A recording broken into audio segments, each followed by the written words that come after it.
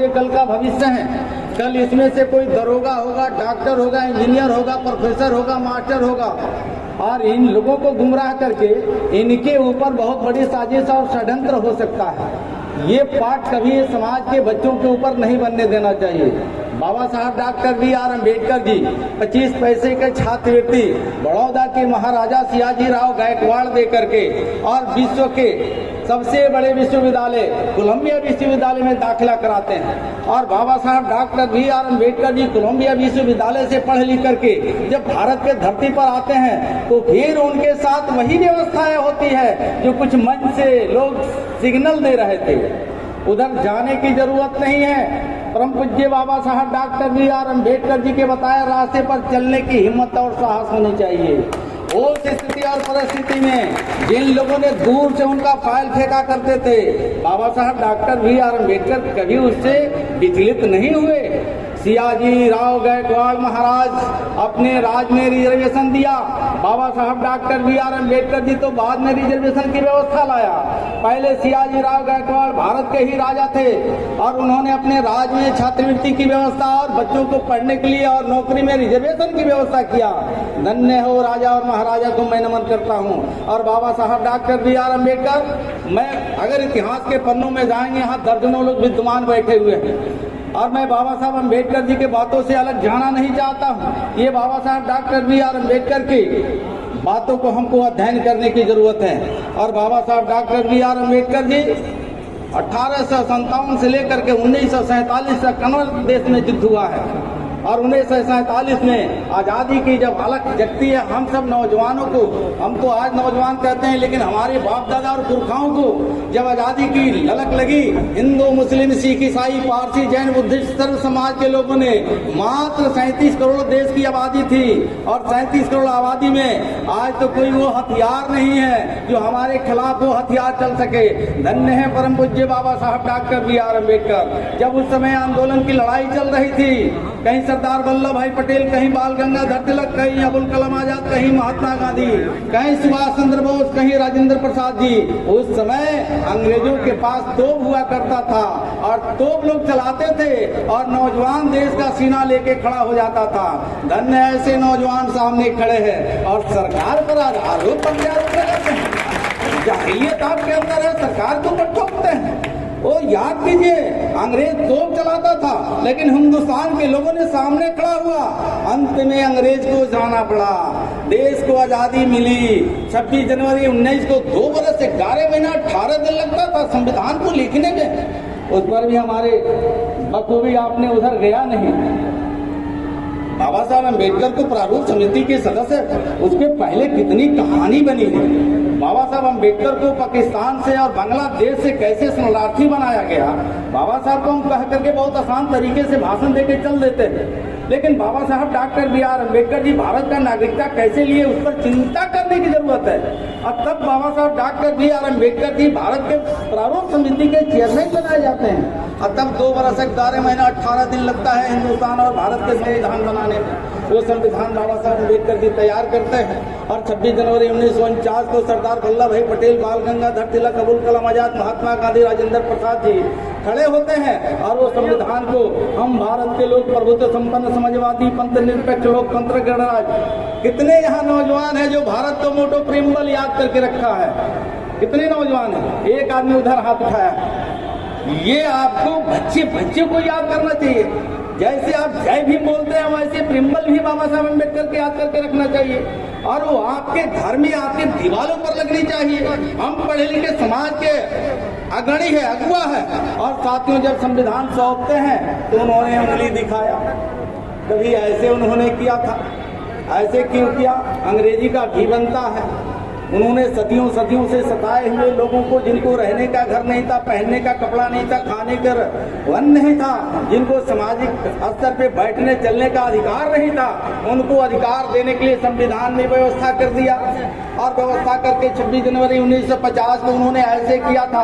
आए देश के मात्र 37 करोड़ आबादी में आपकी आबादी, हम उधर फिर जाना नहीं चाहते हैं, नहीं तो हर वर्ग का एक एक करके मैं कोट करता। और उधर जब बाबा साहब ने संविधान दिया तो आपने व्यवस्था कर दिया कि आने वाले मात्र 30 साल के आजाद भारत में तुम अपने अधिकार को समझ जाओगे, परख जाओगे, तो तुम्हारा अधिकार तुम्हारे पास खुद चल करके आएगा। आज 75 साल के आजाद भारत में आप रिजर्वेशन की रोना रो रहे हैं, आपका अधिकार कौन नहीं दे रहा है? यार आप कहाँ खड़े हैं? मैं फिर उधर जाना नहीं चाहता हूँ। और दूसरी बार बाबा साहब डॉक्टर B.R. अम्बेडकर जी ने ऐसे किया है, ऐसे 2 ही तो मंत्र है बाबा साहब अम्बेडकर का, शिक्षित बनो, संगठित हो जाओ, संघर्ष करो। तो शिक्षित आप बन ही रहे हैं, डॉक्टर निकल ही रहे हैं, मास्टर बन ही रहे हैं, प्रोफेसर बन ही रहे हैं। आप लड़ाई लड़ते हैं प्रमोशन की, इनकी लड़ाई कौन लड़ता है? बहुत लोगों को मेरी बात से नगवार गुजरेगा। जिनकी नौकरी हो गई वो प्रमोशन की लड़ाई लड़ रहे हैं, जिनकी नौकरी नहीं हुई है वो रिजर्वेशन की लड़ाई लड़ रहे हैं। नहीं, ये बात चलती रहेगी जब तक बाबा, क्या कहा जाता है, जब तक सूरज चांद रहेगा बाबा तेरा नाम रहेगा। ये तो अमर है बाबा साहब अम्बेडकर जी, ये कभी जाने वाले नहीं है। आपके हमारे अंदर वो भ्रमण कर रहे हैं। बाबा साहब अम्बेडकर जी की आत्मा यहाँ मैं बोल रहा हूँ, बाबा साहब सबके अंदर ही प्रवेश किए हुए हैं। तो बाबा साहब अम्बेडकर जी ने ऐसे इशारा कर दिया, शिक्षित बनते हो तो डॉक्टर, मास्टर, प्रोफेसर बनते हो, इंजीनियर बनते हो, और अगर पढ़ लिख करके नहीं अगर आप ये सब पद प्रतिष्ठा पाते हो तो आपके हाथों में एक लोकतांत्रिक तरीके से वोट का अधिकार है, एक वोट का अधिकार है। ये वोट को मैंने बहुत साधारण तरीके से वोट का बात कर दिया, लेकिन क्या क्या वोट के लिए हुआ है देश में, आपको भी इसको एहसास नहीं है। ये मामा के यहाँ, सड़ुआन के यहाँ से, ससुराल से या साढ़ू के यहाँ से नहीं आया है। इसके लिए लड़ाई लड़ी गई है। इसके लिए बाबा साहब ने उधर फिर हम जाना नहीं चाहते हैं। पूना पैक्ट हुआ और बाबा साहब अम्बेडकर जी की जान चली गई।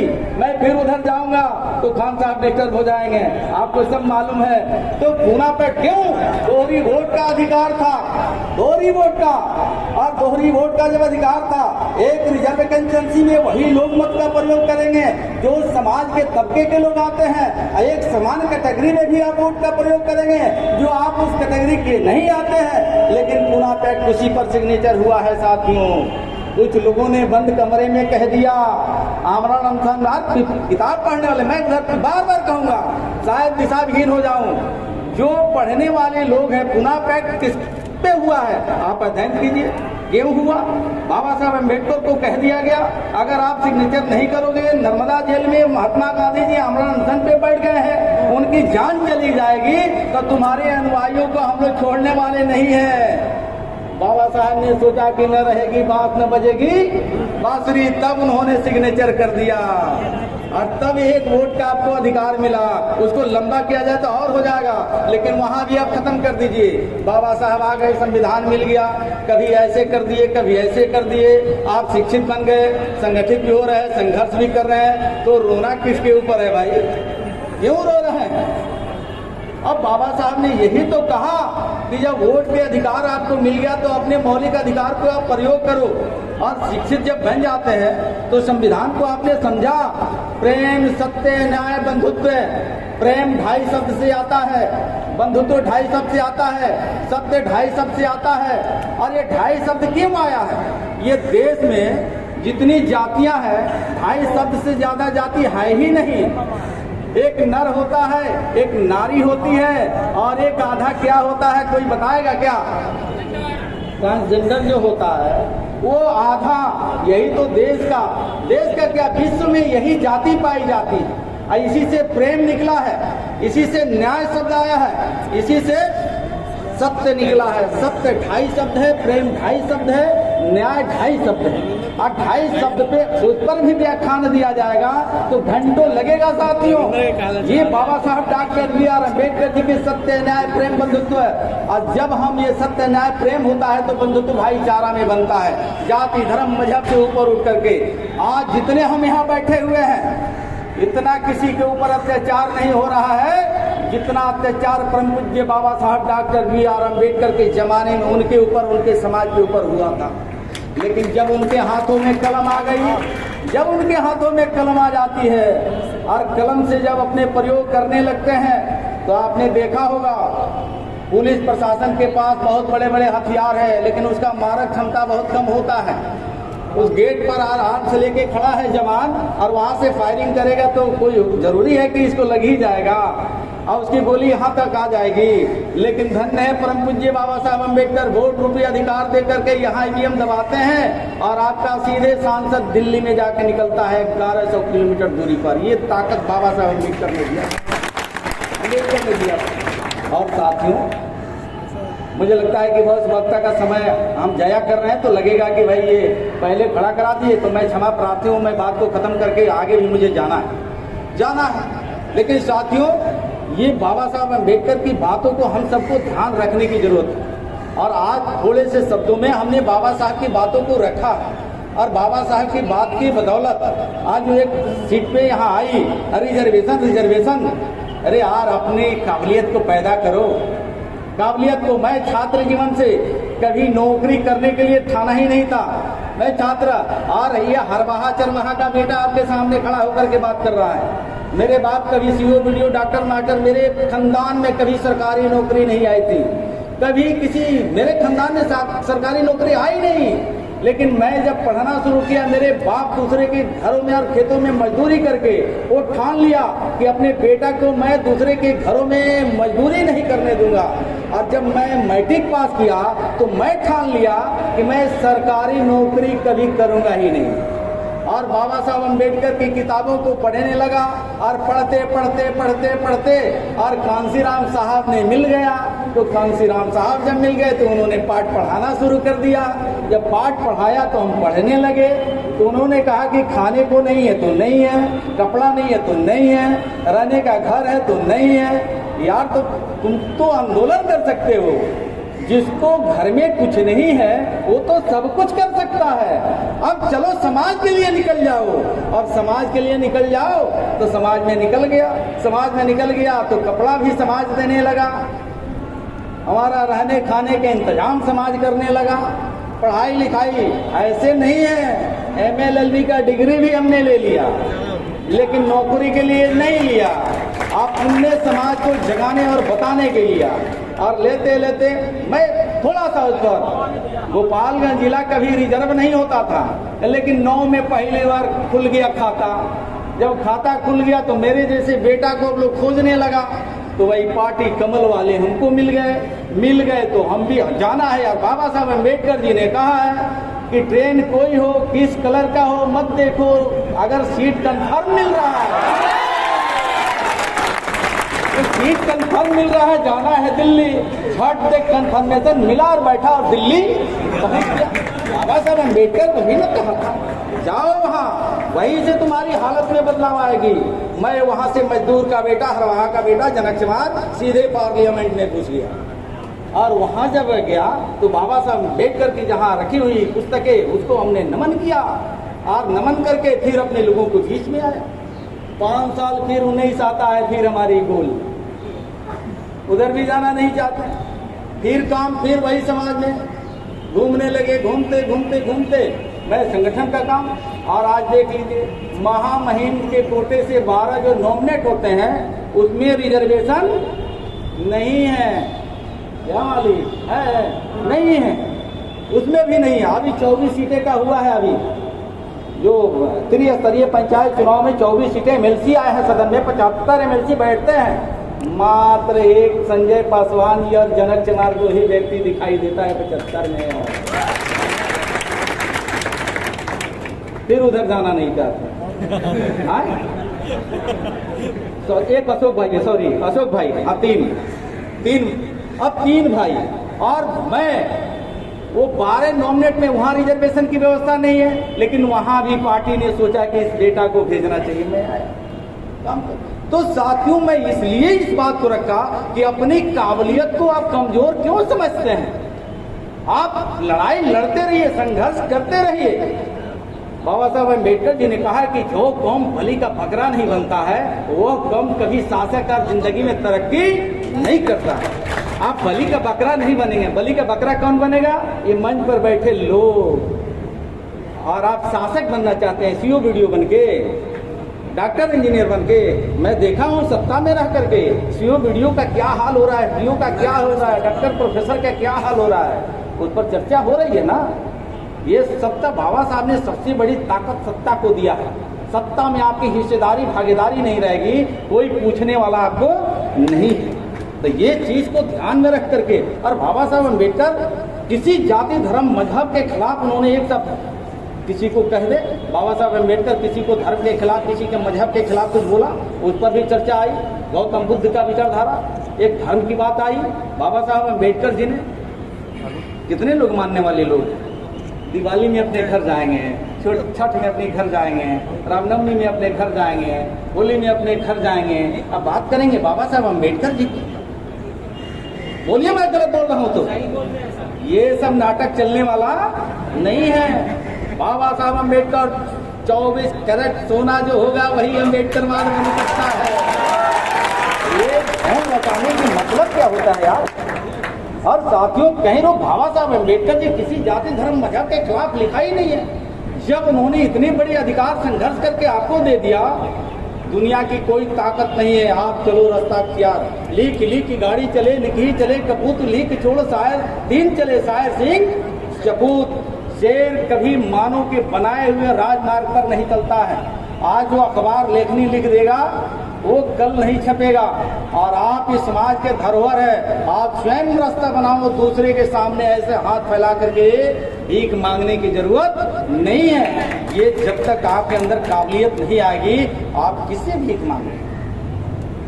तो मुझे लगता है ज्यादा कुछ मैं बोल गया हूँ, आपके परिवार का मैं और सरकार का अंग हूँ। अब जो आदमी यहाँ हमारे किधर गए भाई साहब, स्टाइपेंड का रिजर्वेशन की बात करने वाले, वही ये जनक चमार है। मैं छात्र रहा हूँ, आवासीय विद्यालय में रह करके पढ़ा लिखा हूँ। बाय बर्थ छात्रावासी में मेरा जीवन ही गुजरा है। और कहाँ से क्या आता है, कैसे आता है, बहुत ऐसे हमारे गरीब यहाँ मजदूर तबके के बच्चे होंगे जो पढ़ लिख करके अच्छे कर जाते होंगे, लेकिन बहुत ऐसे वीडियो डॉक्टर और मास्टर के बेटा है जो फर्स्ट क्लास का ऐसी कमरे में भाड़े के मकान में रहता है, लेकिन कभी IAS IPS नहीं बन पाता। अभी आप उदाहरण है, अभी आप जितने मैट्रिक और इंटर का रिजल्ट आया है टॉप, तो रिक्शा चालक का बेटा टॉप कर गया। ऑटो, ये क्या भी आप देखिए अखबार में आया। आखिर ऐसा क्यों नहीं जियो वीडियो का बेटा टॉप कर गया। ये उसके अंदर जुनून है, पढ़ना चाहता है, मजदूर का बेटा है। इतिहास में जाइए, रूस का राष्ट्रपति स्टालिन, हिटलर, ये लोग कौन थे। अभी अमेरिका का इसके पहले जो है कि काले और गोरे की लड़ाई हुई, अब्राहम लिंकन, और उसके पहले बराक ओबामा, ये कौन लोग थे। आप लड़ाई लड़िए या घबराइए नहीं, और सरकार आपके साथ खड़ी नजर आएगी। सरकार आपके साथ खड़ी, ताली दोनों हाथ से बजता है। सरकार को मदद भी नहीं कीजिएगा, सरकार से मदद की उम्मीद भी रखते हैं क्या सरकार को मदद करो, दोनों हाथ से ताली बजती है, मदद करो। अरे नहीं, आप मदद तो सम्मान से इज्जत से बात करने में भी आप घबराते हो, जी लगा के करने में भी बात चली जाती है। ये सीखना पड़ेगा। और मैं नौजवान साथी विद्यार्थियों से कहना चाहता हूँ, हाथ जोड़ के नंदन बंदन करने आया हूँ। आपका भविष्य है, आप ही के भविष्य। बाबा साहब ने कहा नहीं कि वोट से CM PM ले लो और आरक्षण से SP DM ले लो। तो SP DM आपको पढ़ करके बनना है, लेकिन सत्ता शासन के हाथ में जब जाएंगे ना, मेरे अंदर में भी, मेरे विभाग में भी 4 IAS काम कर रहे हैं, 4 IAS हैं। अब बताइए, मेरे अंडर में 4 IAS काम कर रहा है, तो क्यों, मैं यही तो सपना देखा था, यही सपना देखा था, यही सपना। इसके पहले मुख्यमंत्री हुआ करती थी नारी, तो लोग कहता था कि अनपढ़ है, लेकिन उनके सामने 15 अगस्त 26 जनवरी को सैल्यूट दे करके DGP पीछे हटते थे। यार क्या ये तो लोकतंत्र की खूबसूरती है। तो इसमें हिस्सेदारी आपको चाहिए कि नहीं चाहिए। और रही बात जात पात की, तो आप समाज की जोड़ने की बात है, तो चमार दुसाद डोम डोमी मूसर पासी पहले एक जगह बैठ के खाना खाना सीखे, एक जगह एक साथ। अभी गांव में दशा देख लीजिए, दुसाद उधर घूम रहा है तो मुसहर उधर घूम रहा है, तो चमार उधर घूम रहा है तो दुरा उधर घूम रहा है। ये जब तक समाज एक साथ एक प्लेटफॉर्म पे नहीं आएगा, तब तक हम दुश्मन से लड़ाई नहीं लड़ पाएंगे। इन्हीं चंद बातों के साथ मेरी भावना से किसी को तकलीफ पहुंचा है तो दोनों हाथ जोड़ के क्षमा प्रार्थी। और एक आप लोगों से अपील कर देता हूँ कि पोलो रोड 6 नंबर मेरे बाबूजी का आवास नहीं है, वो आप लोगों के लिए मिला है, और वो परमानेंट नहीं है, वो अस्थायी वो पता होता है। आज है, कल नहीं रहेंगे। लेकिन जब तक है तो यार एक गिलास पानी और एक लड्डू जरूर उसका सेवन कर लेना चाहिए। कहीं वो भाग कहीं आपका लॉटरी लग जाए तो उस कोठी में, मैं सोचा था क्या कि उस कोठी में भी आऊंगा, नहीं, वो आपके लिए है। कभी भी आप आइए, वो आपका आवास है और आपका आवास है तो आपको बेधड़क आना चाहिए। कुछ साथी लोग जाते हैं, शायद ये लोग अपने ही जाते हैं, बाकी लोगों को नहीं बताते हैं। आप लोगों को भी आना चाहिए। और यही चंद बातों के साथ मैं अपनी वाणी पे विराम लगाते हुए आप उपस्थित सभी नौजवान साथी, होनहार विद्यार्थी, आपके उज्जवल भविष्य के लिए मैं कामना करता हूं। और जितने हमारे अफसरान, अधिकारी, पदाधिकारी यहाँ बैठे हुए हैं, उनका भी उज्जवल भविष्य की कामना करता हूँ। और हमारी जहाँ जरूरत होगी, जिस क्षमता और ताकत से हम हैं, आपके लिए तत्पर खड़ा रहूंगा। इन्हीं चंद बातों के साथ आपको हार्दिक अभिनंदन, स्वागत करते हुए जय हिंद, जय भीम, जय भारत।